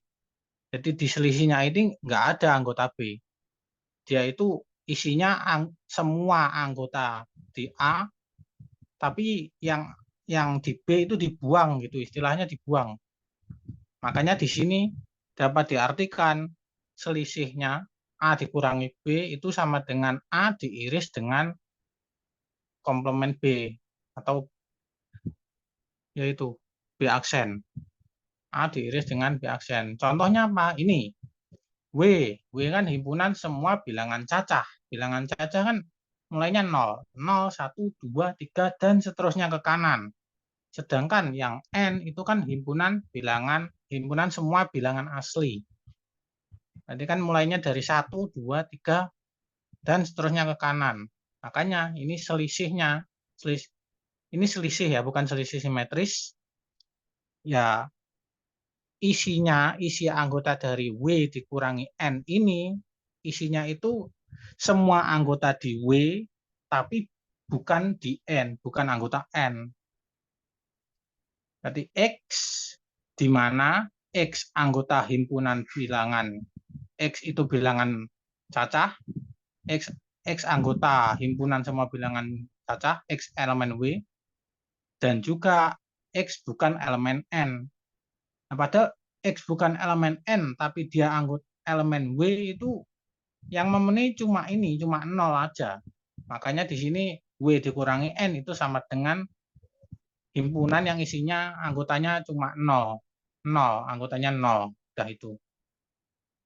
Terus yang contoh yang kedua ini, interval pun bisa diselisih. Kalau interval kayaknya lebih gampang melihatnya. Ini kan Mbak, kalau secara apa tadi yang ada x-nya tadi dituliskannya x lebih dari 1 kurang dari 4. Yang ini, yang 1 sampai 4 ini, kurung buka. Sedangkan yang 0 sampai 3 ini kan x lebih dari sama dengan 0 kurang dari 3. Makanya di sini yang dari 1 sampai 4 ini dibuang anggotanya. Di anggota yang awalnya 1 sampai 4, terus yang dari 0 sampai 3 ini dibuang semua. Makanya di sini tersisa dari 3 sampai 4. Karena ini membuangnya 3-nya nggak masuk, makanya yang di hasilnya itu 3-nya masih ada. Makanya di sini ada kurung sikunya. Sedangkan yang kanannya, yang batas atasnya itu tetap 4. Kan ini bisa dilihat. Yang aslinya itu X-nya dari 1 sampai 4. Dikurangi yang X-nya dari 0 sampai 3. 0-nya masuk. Kita nggak melihat yang bukan yang ini. Contohnya yang 0. Jadi yang 1 sampai 4 ini kan nggak ada 0. Dikurangi 0 pun dia nggak pengaruh apa-apa. Yang dilihat itu yang berpengaruh aja. Hasilnya ini 3 sampai 4. Sedangkan kalau selisih simetris di sini didefinisikan kayak gini. Segitiga. Ini apa ya bacanya? Masa delta ya?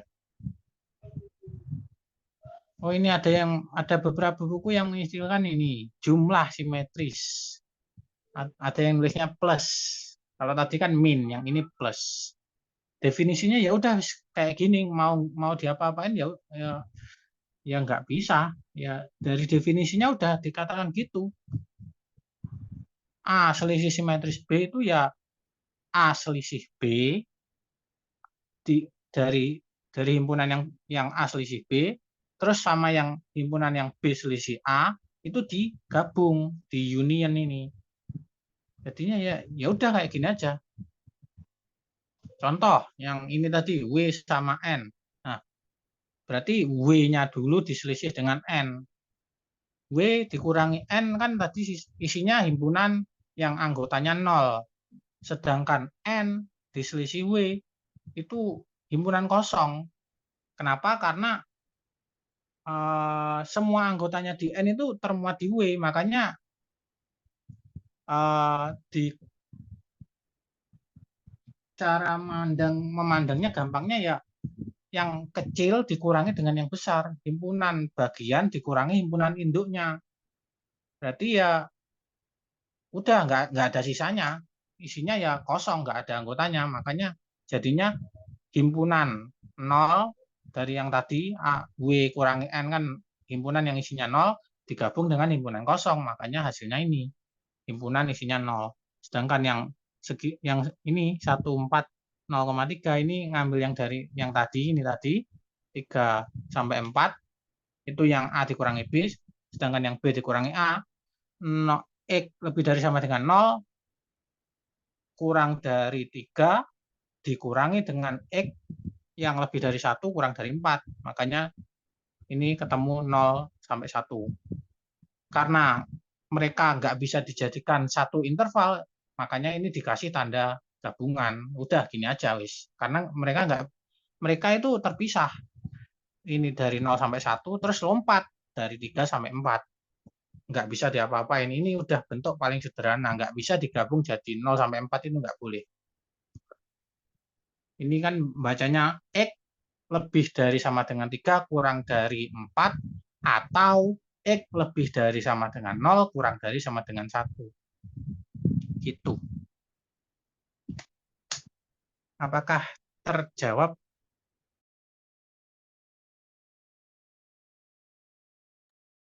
Baik, terima kasih atas jawabannya. Dari penanya, apakah ada feedback?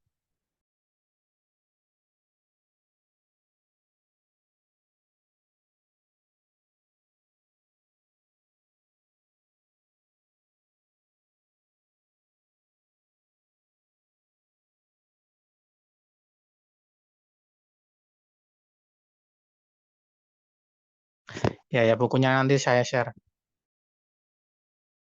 Minta panitia juga bisa, panitia ada yang punya kok.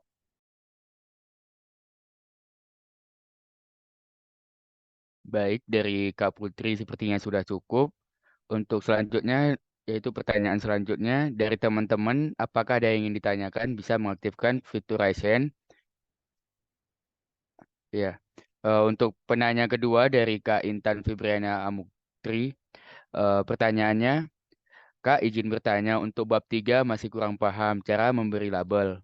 Nah, dari Tentor saya persilakan untuk menjawab. Ini maksudnya label yang apa ya? Label.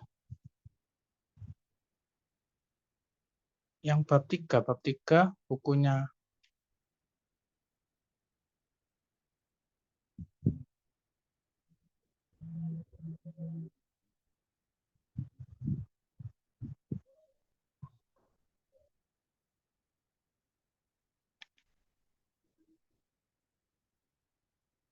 Ini yang dimaksud label yang mana ini?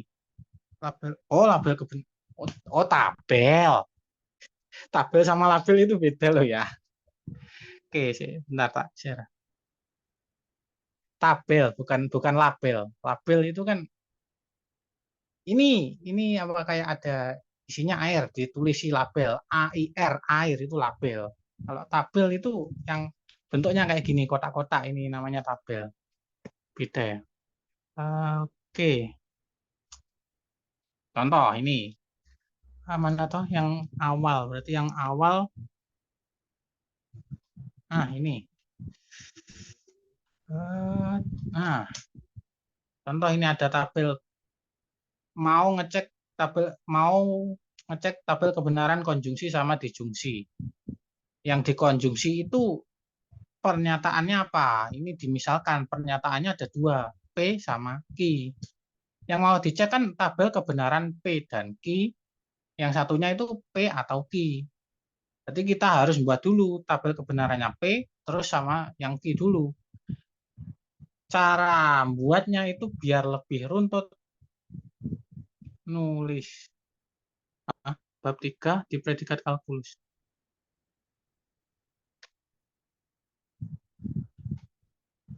Predikat kalkulus.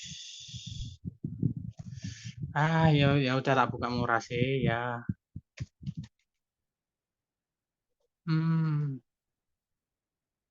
Tak kira cara buat tabel kebenaran. Yang mana definisi? Kuantifikasi.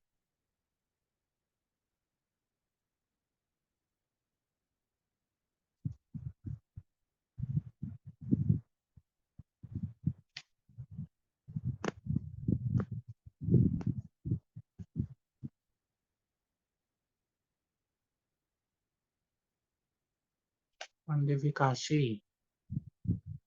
Yang bagian mana? Exercise halaman 92, nomor halaman 92. Nomor 3. Waduh, untuk setiap pasangan dari I sampai ini, setiap bagian ini, gunakan definisi 1 yang dikombinasikan dengan definisi 2 artikel ini untuk melabeli antara benar atau salah.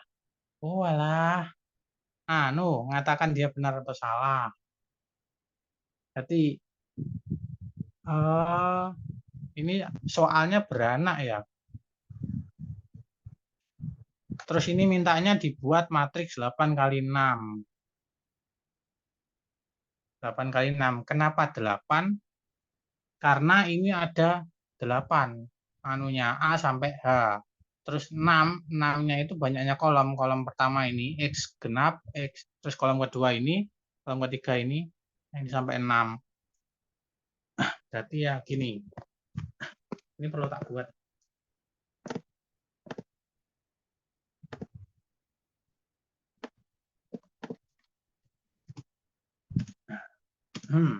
Oke lah.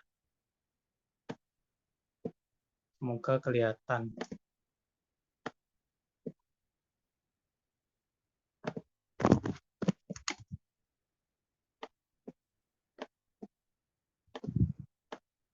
Semoga waktunya masih cukup.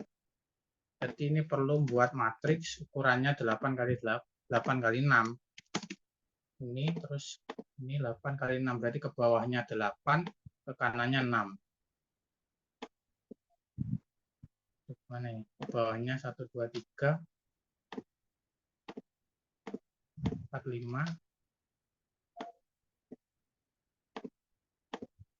Terus anggap aja ini ke bawahnya udah 8, terus ke kanannya anggap aja ini udah 6 gitu. Kok malah ini. Anggap aja ini yang diketahui HX sama KX-nya cuma 3, ini 1 2 3, terus yang ini juga ABC, cuma ABC gitu ya. Jadi kita perlu ngecek dulu yang A. Yang A ini kan untuk setiap X, HX dan KX. Berarti kita lihat HX-nya apa? X itu bilangan genap, sedangkan KX-nya yang pernyataan pertama ini loh. KX-nya itu X bila ganjil. Terus ini bilangnya untuk setiap X itu bilangan genap dan ini kan tanda dan yang kayak N itu kan bacanya dan X itu ganjil. Ada nggak bilangan bilangan yang dia itu genap dan ganjil sekaligus? Kan jawabannya nggak ada. Makanya di sini di A dan 1 berarti di entry paling kiri atas berarti salah. Ini pernyataan yang salah. Makanya ditulis S. Terus misal ini yang kedua. Waktunya habis tak? Ya gitu ya. Berarti yang ini kan kedua, berarti yang ke kanan sebelahnya ini berarti. Contoh yang A berarti dilihat yang kedua.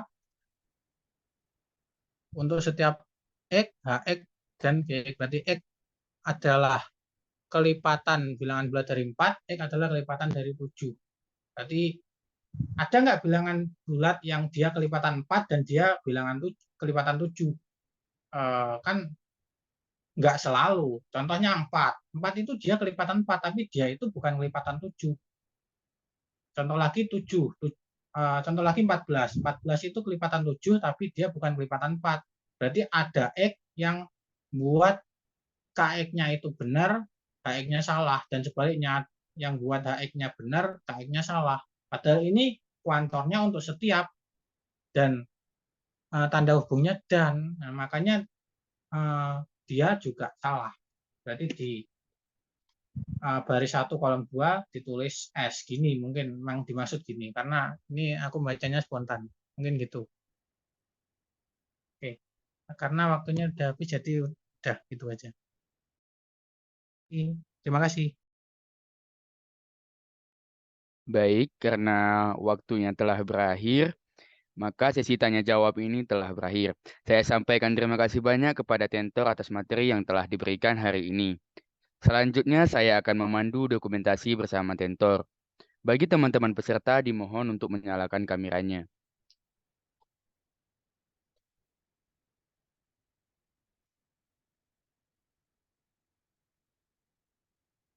Saya ulangi sekali lagi, bagi teman-teman peserta, dimohon untuk menyalakan kameranya. Baik, sesi dokumentasi saya mulai. 1, 2, 3. Sekali lagi. 1, 2, 3. Sudah cukup. Baik, sesi dokumentasi bersama Tentor sudah selesai. Selanjutnya, izin menginformasikan kepada semua peserta bahwa akan ada latihan soal yang nantinya akan dikirimkan ke grup peserta, di mana pembahasan dari latihan soal tersebut akan dikirimkan beberapa hari setelah pelaksanaan Med Club. Teman-teman yang berbahagia, demikianlah serangkaian kegiatan Med Club 3 pertemuan kedua pada malam hari ini. Saya ucapkan terima kasih kepada seluruh peserta yang telah mengikuti seluruh rangkaian kegiatan dengan sangat baik. Sebelum kita mengakhiri kegiatan hari ini, marilah kita berdoa agar apa yang telah kita pelajari dan didiskusikan dapat bermanfaat. Kepada Saudara Muhammad Bayu Yusuf, saya persilahkan untuk memimpin doa.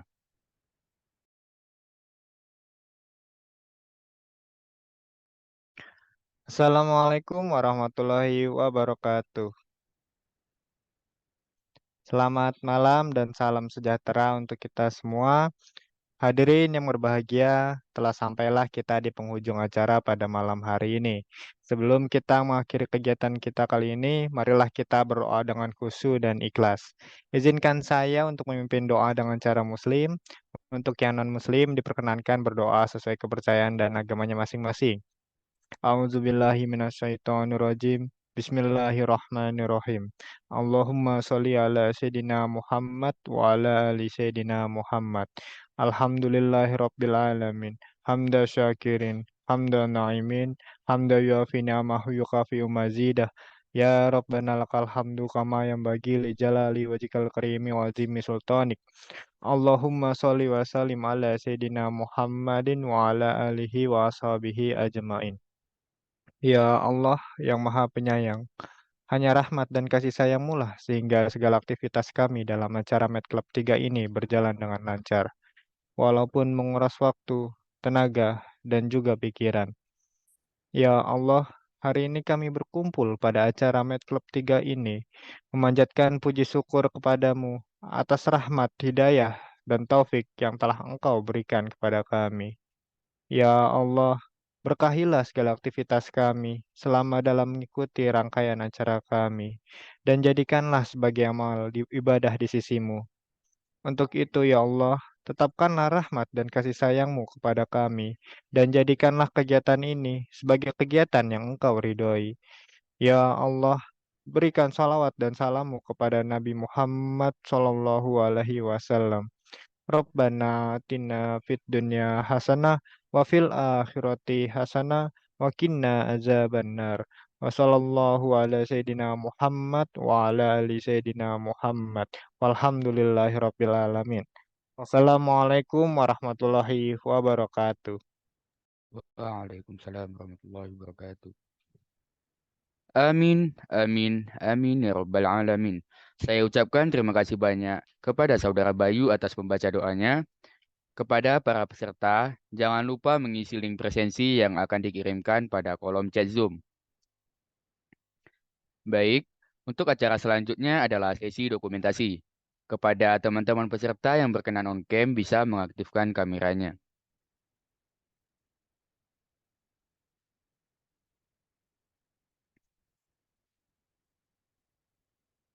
Saya ulangi sekali lagi kepada para peserta bisa mengaktifkan kameranya.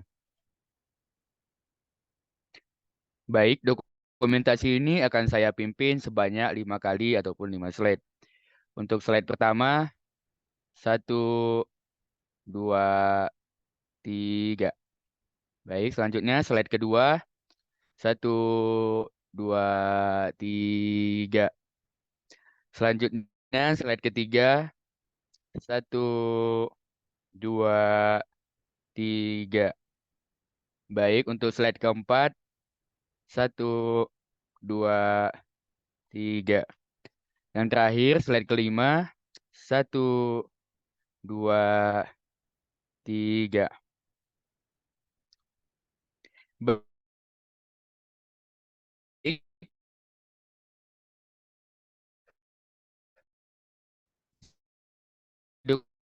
dokumentasi saya cukupkan dalam sikap maupun tutur kata. Tetap semangat untuk persiapan UTS-nya. Semoga diberi kelancaran dan hasil yang memuaskan. Akhirul kalam, wabillahi taufiq wal hidayah, wa ridho wal inayah. Assalamualaikum warahmatullahi wabarakatuh.